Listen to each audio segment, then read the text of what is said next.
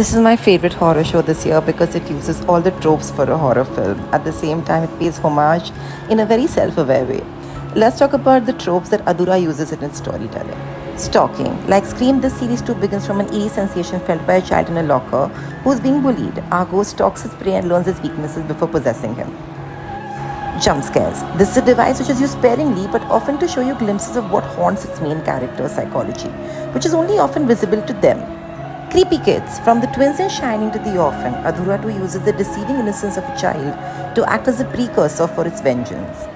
The murderer.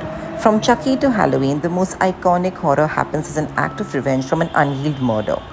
Death thus becomes a reasonably strong motive for the protagonist to either track down the murderer or attempt to escape their potential fate.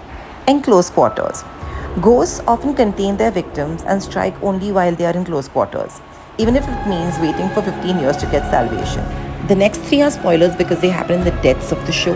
Clumsy characters. It's a bad idea to be drunk, clumsy, and misstepping in jungles if there's a ghost on the loose, as we learned from the Belevish project.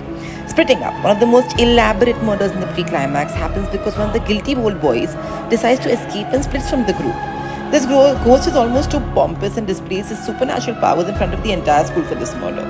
Last girl standing. Now this is a trope for which I need you to watch the show because it is done with a twist and it's really interesting.